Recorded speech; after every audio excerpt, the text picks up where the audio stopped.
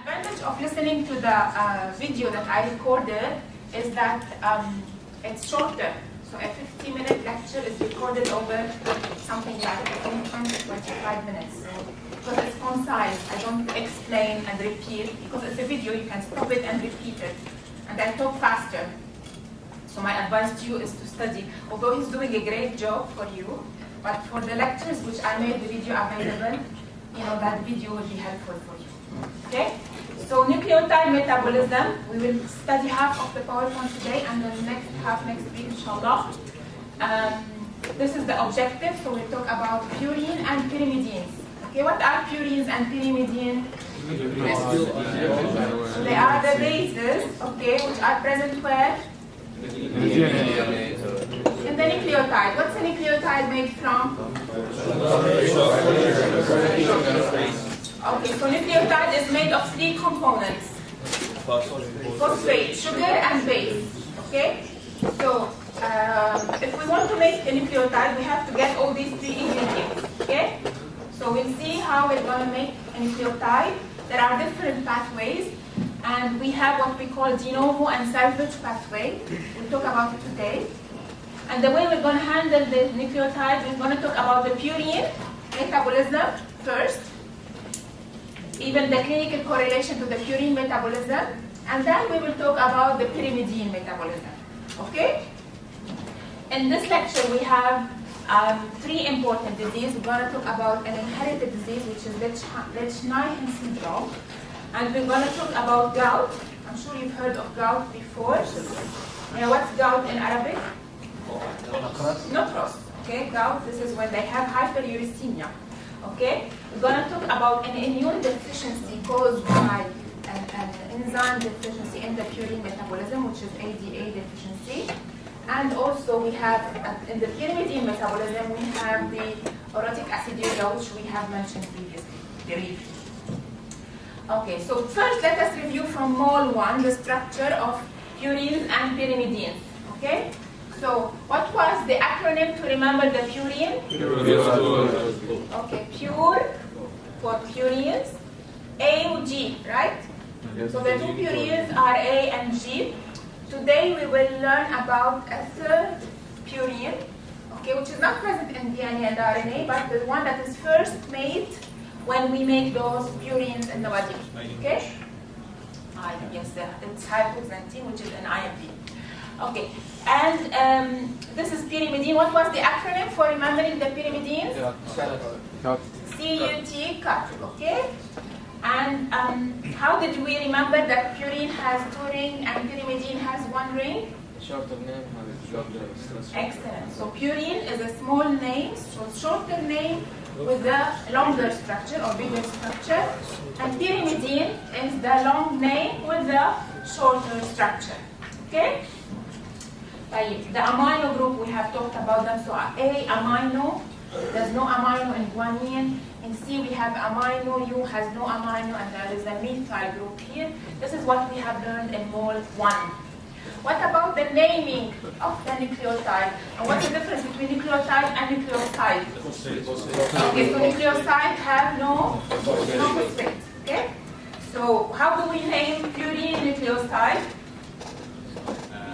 What's the suffix? Yeah, sine. So we say adenosine, guanosine. Okay? And for the pyrimidine, we end with idine, so we say cytidine, uridine, thymidine. If we want to name the nucleotide, we will add the number of the phosphate. So we say if there's 1, we say mono, 2, di, 3, tri. So how would we name ATP, for instance? Adenosine triphosphate. Excellent. And how would we name GTP? Guanosine triphosphate. Okay? And so on and so forth. So this is a brief revision from mole 1. Now let us start with the material for the mole 2. So this is also just a brief reminder. You studied the pentose phosphate pathway in mole 1. Okay, we also call it, what's the other name for a pentose? Hexose monophosphate shine. What was the purpose of the pentose phosphate pathway? To make an ADPH. And as the name indicates, pentose phosphate is to make pentose phosphate, to make ribose 5-phosphate, right? Okay, so this ribose 5-phosphate coming from the hexose monophosphate chain will be used in purine and pyrimidine synthesis in order to make the nucleotide, which is going to be used to make DNA and RNA. Okay, so this is why I put this slide here, which is taken from Caitlin, to say that the sugar is coming from the pentose phosphate pathway. I'm going to activate the sugar into a molecule that we will learn about today. So this is the first, the ribose with the 5-phosphate. I'm going to add to it 2-pyrophosphate, and where the 2-pyrophosphate coming from? ATP. Okay, so ATP, so I need energy. ATP will give me 2P, which will be added here on carbon number 1. And this molecule, instead of calling it ribose 5-phosphate, I will call it phosphoribosyl, so I will invert the name. Phosphoribosyl pyrophosphate. What is pyrophosphate? Those 2P here on carbon 1, which I took them from ATP. Okay. So this PRPP can participate in a purine and pyrimidine synthesis, but also can participate in other things, as we will see later. Okay? That's why making the PRPP is not the committed step for making purine. Okay, what is committed step from mole 1?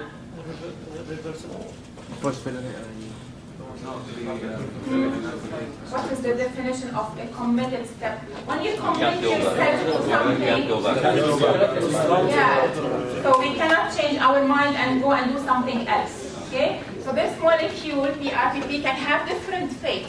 If it enters the committed step of the purine pathway, it means it will not be able to go back and do something else. So it's committed in that pathway. And usually the committed step in a biochemical pathway is where? In the beginning, in the middle, or in the end of the pathway? It's towards the beginning. Why?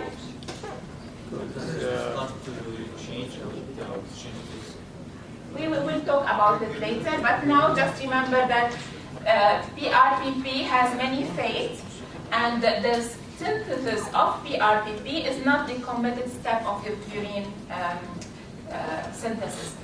To make purine, as you can see, you know the word de novo. But before in biochemistry, when we explained de novo, what did we describe it? How did we describe it? Okay, so we distinguish between endogenous and exogenous. We said that the exogenous is in the diet, and the endogenous is the de novo. Well, this is not 100% accurate, because endogenous is not always de novo. It could be something else. Okay? So de novo, as the name indicates, this is the accurate explanation. What does novo mean? New. New. Novo from Latin. If you know French, you say that nouveau is new. Okay? So what does new mean here? What do we mean in biochemistry? You know, we're making things from new. From scratch. Excellent. So, in other words, we are not recycling materials. Okay? So because we have a salvage pathway. What's a salvage pathway? Salvage pathway, you can recycle some material. So when there is cell turnover, the cell die, instead of degrading all its DNA, we can take the base and use it to make nucleotides. Okay? So we can take the base and add sugar to it to make it nucleotide. Okay? So this source, the salvage pathway, could be from cell turnover, so it's still endogenous, or it could be from the diet, so we can use some bases from the diet. Okay? So now just remember that the de novo, yes, it's endogenous, but it's making things from scratch. Yes, Bashir? Okay. So from scratch, you are making things from scratch from the beginning, as we will see in a minute. Okay? So the purpose is to make that base, okay, to make a complete nucleotide, because the sugar is coming from where? From the pentose phosphate pathway. So in the purine de novo, we will add the base, we will form the base. Okay, so this is the distinction between the de novo and the salvage pathway. Okay, so as we said, in the de novo, we need to construct the base atom by atom from scratch. Okay? In the salvage, we will reuse preformed bases. And where are these bases coming from? Cell turnover or from the diet. Clear? Okay, so we'll start today by talking about the de novo pathway. Actually, we'll spend the rest of the lecture talking about the de novo purine synthesis pathway. Okay, so the de novo synthesis of purine nucleotide. يعني لما بوقف هون بصير المايك يعمل صدى، صح؟ ولا السماعة؟ Okay, so what do we do in the de novo pathway? We start with the ribose, and then we add the atoms of the purine. Add the purines one by one. Okay, sorry, add the atoms of the purine one by one. So we don't have a free base. Instead, we are going to add the atom on what? What is the starting material? The sugar. Okay? So on the sugar, as we will see in the next slide, we will add the atom of the purine base one by one until we have the two-ring structure. Okay? And what is the first base that we will form? It's not adenosine, it's not guanosine. It is the nucleotide that is going to be formed is inosine monophosphate. Okay? So what's inosine monophosphate? It is the parent nucleotide in the purine de novo pathway. Okay? أنا عم بشرح هون مش وين عم تطلعوا؟ I am here. Did you lose me? Okay, so inosine monophosphate is the parent nucleotide. And from inosine monophosphate, I could form adenosine and guanosine monophosphate. They like to add some flavor to biochemistry. If I ask you, if you didn't study now with me, if I asked you, what is the base in inosine monophosphate? You have it in front of you, but if you didn't have it in front of you, in analogy to AMP and GMP, you would have said something with like inodine or inosine, right? But there's no inodine, okay? So the base in inosine monophosphate, that base is called hypoxanthine, okay? Or if you want hypoxanthine, whatever you want to call it. Okay, so this is the base. Okay, so in a test, you get what is the purine base in the nucleotide, inosine monophosphate, and you had one of the choices, inosine. This is wrong. It is hypoxanthine, okay? Right. This is the pathway. Okay, so as we said in the previous slide, we need to make PRPP first, the activated sugar molecules, and then we have 1, 2, 3, 4, 5, 6, 7, 8. No, it's actually 10 because the total is 11. So because there is a making of PRPP is the first step, and this is step 2. Why do you think this pathway is wrong? Yalla, who will answer this question? Excellent. We're adding atom by atom. And what is the structure of the purine? It's two ring. It's a long structure. Look at it here. So we're starting with the sugar.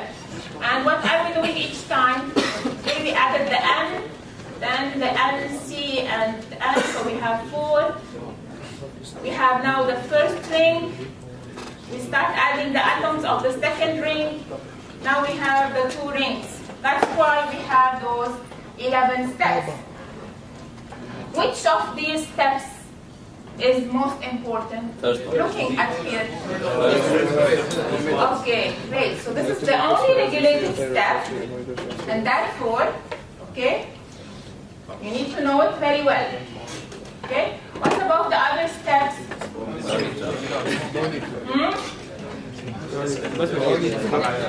Bashir will have to know that. Okay? But for the rest of the class, you will have to know the step 1, which we'll explain next. And this is step 2, which is the committed step and the regulated step. step of the de novo purine synthesis. Okay? What about the other steps? You just need to know the ingredients. Okay? So what is the recipe for making purines? What are the ingredients? Where are the atoms coming from? Yes. So 3 amino acids, which are aspartate, glutamine, and glycine. Okay, we'll donate their atoms, whether it's a carbon or a nitrogen. We have 2 molecules of N10 formyl tetrahydrofolate. We have seen in amino acid metabolism methylene and methyl tetrahydrofolate, but this is the first time we see formyl tetrahydrofolate. We need 2 molecules of N10 formyl tetrahydrofolate for this pathway. It's very important to remember that because we'll talk about it in a minute. And we need CO2. Okay? So this is what you need to remember. The ingredients, the precursor. In biochemistry we don't say ingredient. Ingredient is a yes, for the kitchen. In biochemistry we say the precursor molecules. Okay? طيب. So the purine ring is constructed by a series of reactions, and the carbons and nitrogen are coming from these atoms, from these molecules, and we add them to the sugar. And where is the sugar coming from? From the kitchen? From the HMV. Okay. I know it, I'm just teasing you. Okay, so this is how, the sources of each atom, where is it coming from? So as you can see, we need 2 molecules of N10 formyl tetrahydrofolate. We need aspartate, and we need also 2 glutamine, glycine, and CO2. Do we need to remember which molecule is donating which atom precisely? Okay, for the rest of the class, you should know that the precursor molecules are so and so, without knowing specifically which atoms they will donate. Okay, now we start with the pathway. So this is, we call it the de novo synthesis or the synthesis of inosine monophosphate. Why do we call it synthesis of inosine monophosphate? Because it's the parent nucleotide, the first one we are going to form. So we start with the sugar, and then we have 11 steps, and this is occurring mainly in the liver. Okay? Step 1, now let's talk about step 1. Step 1 is the making of PRPP. But PRPP, which is the activated sugar, or it's also called 5-phosphoribosyl pyrophosphate. So it's basically a ribose with a phosphate on carbon 5 and with a pyrophosphate on carbon 1. Okay, so this molecule will also go to have other phases. It can participate in the pyrimidine pathway. It can participate in certain amino acids formation. That's why step 1 is not the committed step. Okay, but you still need to know it. It's an important step. So PRPP is also called activated pentose. Why? Because the PPP has high energy. It's formed from ATP and ribose 5-phosphate, and the enzyme is PRPP synthase. What are the inhibitors and the activators? So this is the enzyme, this is the molecule. So this is the phosphate on carbon 5.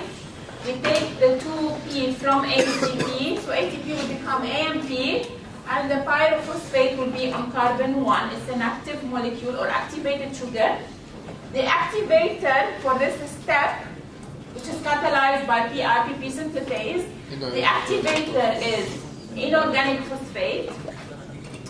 And the inhibitors are purines, the end product of the de novo purine pathway. Step 2 is the committed step for the pathway, and it is the rate limiting step, okay?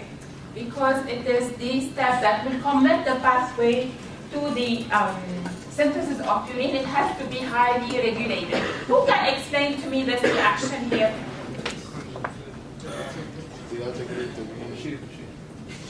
No, you should all try this time.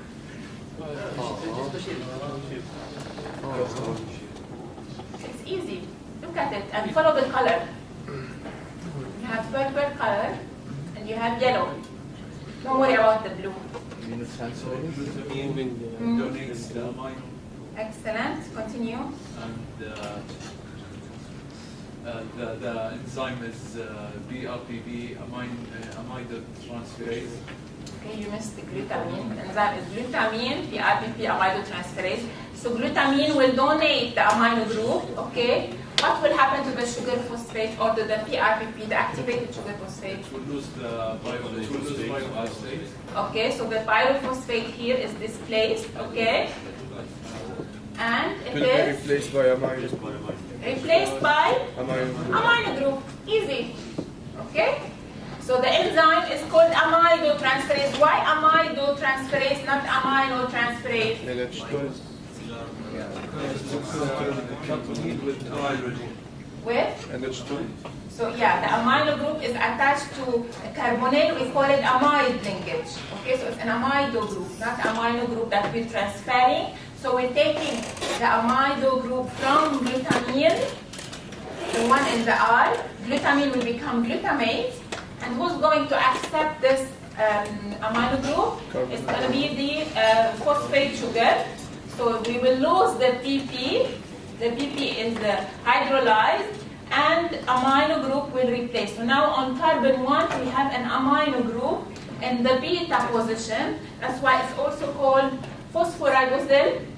No more PP. Now we have amine in the beta position.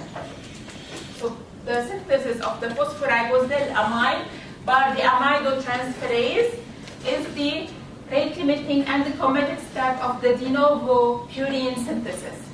Clear? And as we said, the enzyme is called glutamine PRPP. So here 2 dots mean that the amide group or the amino group is transferred from glutamine to PRPP. Clear? Yes. Why is it called amino acid amino? We just said who would like to repeat this? Yes? The amino group forms an amide bond with the carbonyl group. Yes. That's why it's, and the bond is carbonyl. So it's amide. Yes. What's the role of water? Sorry? What's the role of water? To hydrolyze, to displace the PP. Okay? Clear? Good. Okay, now what about the activators and the inhibitors? We will go back to here, the nice slide that Bashir has to remember.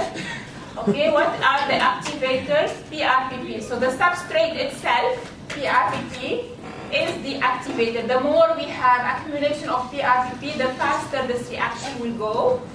And what are the inhibitors?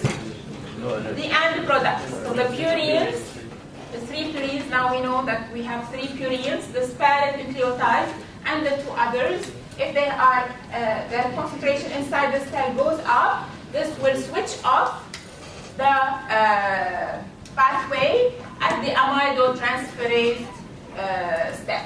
Clear? Clear. Good. Okay, so we said IMP is the parent nucleotide. We need 4 ATP molecules. That's another important thing you should know. We need 4 ATP molecules, and the 2 steps require N10-formyl tetrahydrofolate, which is derived from folic acid. Okay, now we made IMP, but IMP is not present in DNA and RNA. So what do we need to do next? Yes, so this is what happened next. So this parent nucleotide need to be converted by 2 steps to AMP and by 2 other steps to GMP. Okay? So what are we trying to say here? AMP, if the concentration of AMP inside the cell goes up, this will inhibit the reaction here. So we don't make GMP. Similarly, if the concentration of GMP goes up, what will happen? We will inhibit this and we will start concentrating more on making AMP. If both are present in high concentration, No, maybe. First step is. Hmm? The first step is inhibited, the amylotransferase step. So everything will be switched off from the amylotransferase. Okay. And why the regulation is in the amylotransferase? Why the regulation is early in the pathway? So we don't Why the have regulation is here? so we don't have too much purines. So, yes? So we don't have too much purines in our body. No, why we don't have the regulated step down here in the pathway? Why it is early in the pathway? Hmm? Because the pathway is expensive in terms of ATP. Yes. That's what the body Nice answer. Because it's very costly for the cell to make purines. We need ATPs, we need all these ingredients, to folic acid, to glutamine, glycine, aspartate. So if you want to stop doing it, it's better to stop from the beginning. Why to stop in the middle here after you have used maybe, I don't know how many, 3 ATPs here in the middle. So if you want to switch it off, it's better to switch it off from the beginning and to save the accumulation of these costly products. Okay, that's why the regulated step is early in the pathway. So we said that if we have too much of both, then the reaction will be switched off at the amylotransferase step. If we have only one enough, then we just switch off here the conversion of the IMP to the one which is present in abundance. Also, these reactions require energy. But in the making of AMP, where is the energy coming from? Yes? Doesn't make sense. I'm making AMP and the energy is coming from ATP because AMP is a precursor for ATP.